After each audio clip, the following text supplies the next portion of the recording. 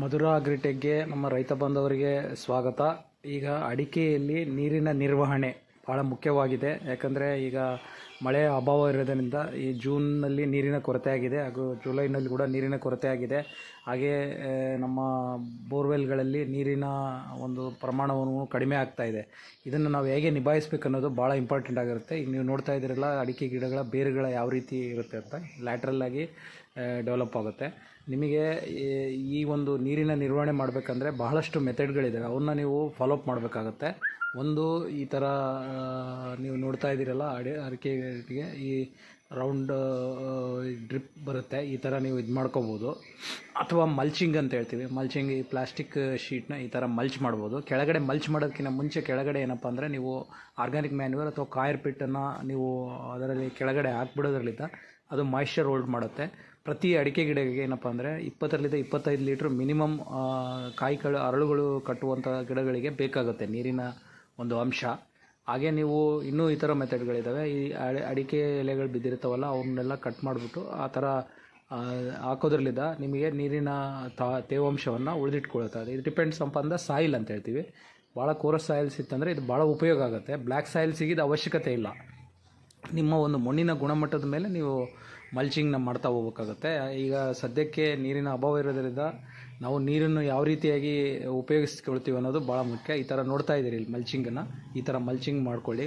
ಹಾಗೆ ಆರ್ಗ್ಯಾನಿಕ್ ಇವು pulse crops ಅಥವಾ ಡ್ಯಾಂಚ ಹಾಕ್ಬಿಟ್ಟು ಅದನ್ನು ಒಂದು 30 ದಿನ ಆದಮೇಲೆ ಕಟ್ ಮಾಡಿಬಿಟ್ಟು ಅಲ್ಲೇ ಹೊಲದಲ್ಲೇ ಎಲ್ಲೆಲ್ಲಿ ಮಾಯಿಶ್ಚರ್ ಹೋಗುತ್ತೋ ಅಲ್ಲಿ ಇದು ಮಾಡ್ಕೋಬೇಕು. ಪ್ರತಿ ಮುಖ್ಯವಾಗಿ ನಾನು ಹೇಳಬೇಕಪ್ಪ ಅಂದರೆ ಇನ್ನೂ ಒಂದು 8-10 ತಿಂಗಳು ಈಗ ಸದ್ಯ ಇರತಕ್ಕಂಥ ಪರಿಸ್ಥಿತಿಯಲ್ಲಿ ಅಡಿಕೆ ಗಿಡಗಳು ಅರಳು ಕಟ್ತಕ್ಕಂಥ ಗಿಡಗಳನ್ನ ನಾವು ಸೇವ್ ಮಾಡ್ಕೋಬೇಕಾಗುತ್ತೆ. ನೀವು ಹೆಚ್ಚಿನ ಒಂದು ಖರ್ಚು ಮಾಡಿಬಿಟ್ಟು ಈ ಒಂದು ಅಡಿಕೆ ಗಿಡಗಳನ್ನ ಬೆಳೀತಾ ಇದ್ದೀರಾ. ಹಾಗಾಗಿ ಈ ಕಾಯರ್ ಪಿಟ್ ಅನ್ನೋದು ಕೋಕೋ ಪಿಟ್ ಅಂತ ಸಿಗುತ್ತೆ. ಇದನ್ನು ನೀವು ಪ್ರತಿಯೊಂದು ನಿಮ್ಮ ಡ್ರಿಪ್ ಎಲ್ಲಿ ಬರುತ್ತೋ ಅಲ್ಲಿ ಹಾಕೋದ್ರಲ್ಲಿದ್ದ ಇದನ್ನು ಸ್ವಲ್ಪ ನಿಮಗೇನೆಂದರೆ ಮಾಯಿಶ್ಚರ್ ಹೋಲ್ಡಿಂಗ್ ಮಾಡುತ್ತೆ. ಇದರಲ್ಲಿದ್ದ ಏನಪ್ಪ ಅಂದರೆ ನೀರಿನ ನಿರ್ವಹಣೆ ಮಾಡಲು ಅನುಕೂಲ ಆಗುತ್ತೆ.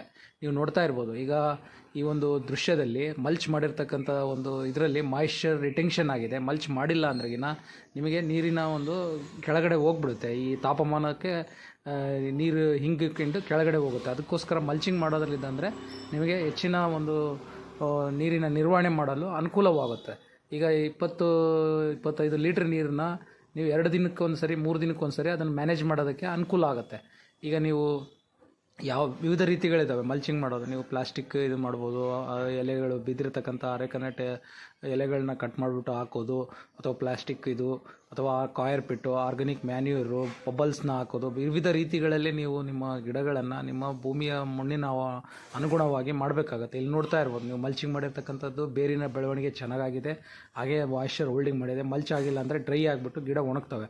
ಹಾಗಾಗಿ ನೀವು ಹೆಚ್ಚಿನ ಮಾಹಿತಿಗೆ ಮಧುರ ಅಗ್ರಿಟೆಕ್ನ ಸಂಪರ್ಕಿಸಿ. ಹಾಗೂ ರೋಗ ಮತ್ತು ಕೀಟಗಳ ನಿರ್ವಹಣೆಗೆ ನಮ್ಮ ಮಧುರ ಅಗ್ರಿಟೆಕ್ನ ಸಂಪರ್ಕಿಸ್ಬೋದು. ನಿಮಗೆ ಎಲ್ಲ ರೋಗಗಳು ಬರ್ತಕ್ಕಂಥ ಅಡಿಕೆ ಗಿಡಗಳಿಗೆ ಹಾಗೂ ಕೀಟಗಳ ಬಾಧೆಯನ್ನು ನಿರ್ವಹಣೆ ಮಾಡಲು ತಮಗೆ ಸಹಕಾರ ಮಾಡುತ್ತೇವೆ ಅಂತ ನಾವು ಕೇಳ್ಕೊಳ್ತೇವೆ.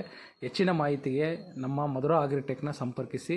ನಿಮಗೆ ಅಡಿಕೆ ಗಿಡದಲ್ಲಿ ನೀರಿನ ನಿರ್ವಹಣೆ, ಕಳೆ ನಿರ್ವಹಣೆ, ರೋಗ ನಿರ್ವಹಣೆ ಹಾಗೂ ಕೀಟಗಳನ್ನು ನಿರ್ವಹಣೆ, ಹಾಗೂ ನಾವು ಇನ್ನು ಮುಂದಿನ ದಿನಗಳಲ್ಲಿ ಹೇಗೆ ಈ ಅಡಿಕೆಯನ್ನು ನಿವಾರಿಸಬೇಕು, ನೀರಿನ ನಿರ್ವಹಣೆಯನ್ನು ಹೇಳ್ಕೊಡ್ತೇವೆ. ತಮಗೆಲ್ಲ ಧನ್ಯವಾದ.